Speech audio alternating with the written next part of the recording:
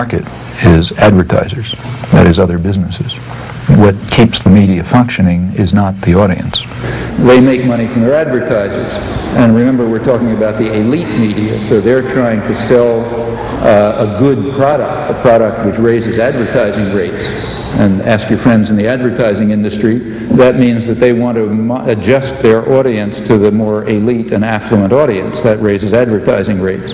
So what you have is institutions, corporations, big corporations, that are selling relatively privileged audiences to other businesses.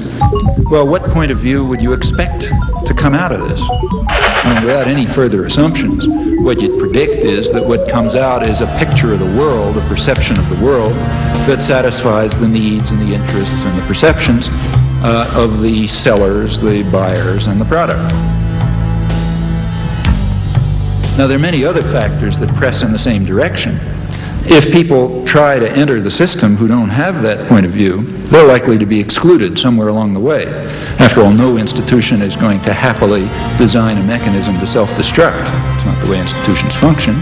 So they all work to exclude or marginalize or eliminate dissenting voices or alternative perspectives and so on because they're dysfunctional. They're dysfunctional to the institution itself. They're acting within institutional structures, constructed systems which only certain options are easy to pursue.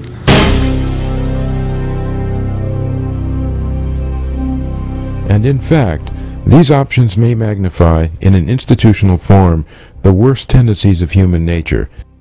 Tendencies which would otherwise only be present in a small percentage of the population. Psychopaths. One of the questions that comes up periodically is to what extent could a corporation be considered to be psychopathic? And if we look at a corporation as a legal person, then it may not be that difficult to actually draw the transition between psychopathy in the individual to psychopathy in a corporation.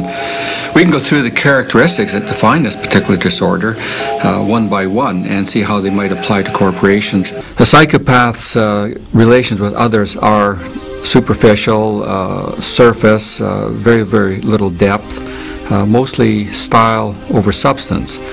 And the idea is to impress other individuals, to somehow put them in a position where you can manipulate them and so forth.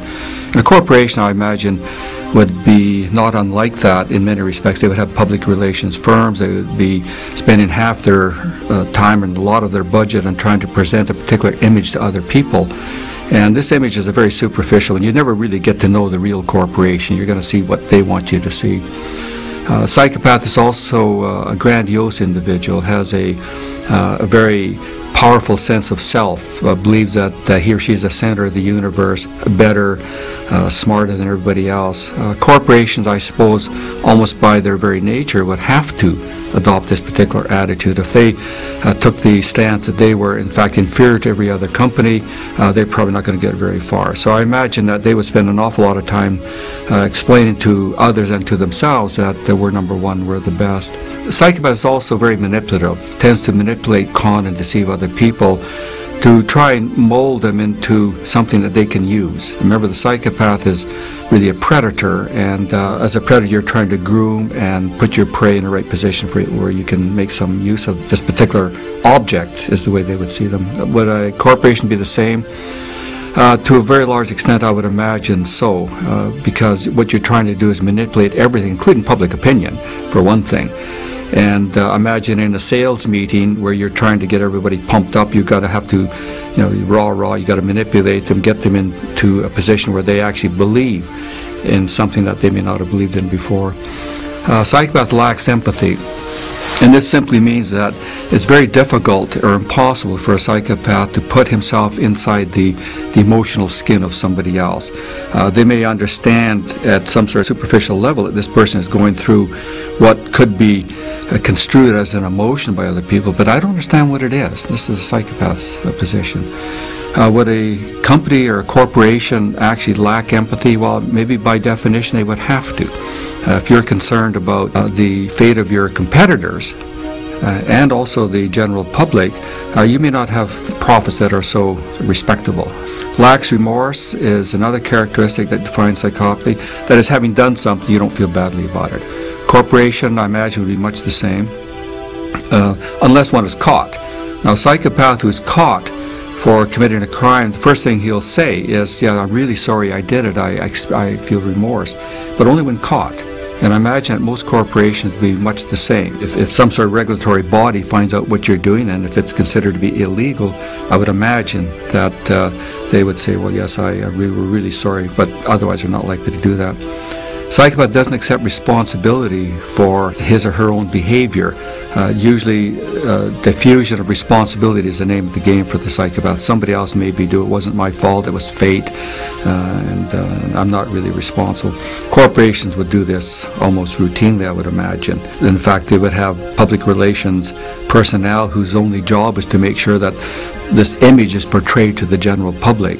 That is, yes, somebody else, it was fate, it was a political decision, or it wasn't the market suddenly crashed and there was a war in some other place, and this accounted for everything.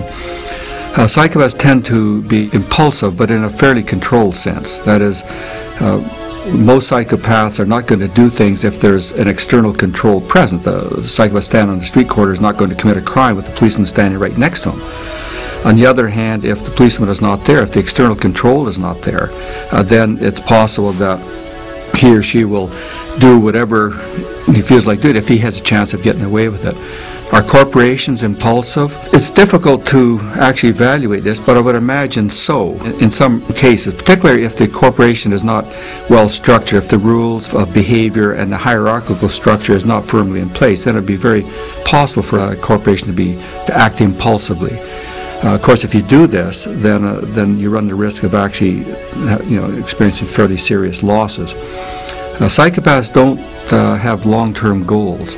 Most of the things that they're striving for are short-term, and could refer to as a short-term form of hedonism.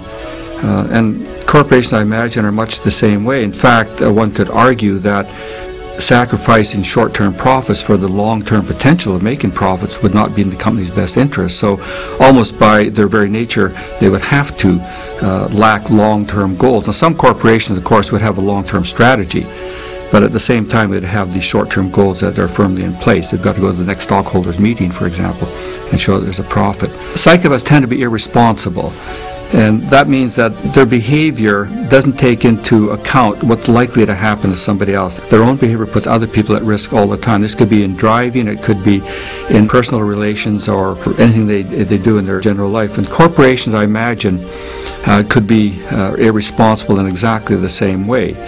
That is, in an attempt to satisfy the corporate goal, everybody else is put at risk. This could be other companies. As a matter of fact, I suppose one could argue that this is good in the business sense. I mean, if your competitors fall by the wayside because you are acting irresponsibly with respect to them, that's good, as long as you get some sort of goal out of that, some sort of benefit. Psychopaths also tend to engage in behavior that is antisocial or at least asocial from a very early age, and this continues on throughout most of the lifespan. And by this I mean their behavior is not necessarily criminal in the strict sense of the term, but in fact it's harmful to other people, other individuals. May not take into account the fact that your behavior is going to have negative consequences for somebody else. Corporations could be much the same, and this ties in with irresponsibility to a certain extent, that what they're doing with respect to the general public and to other companies would clearly be looked at, viewed as, or construed as asocial or antisocial. We just don't really care.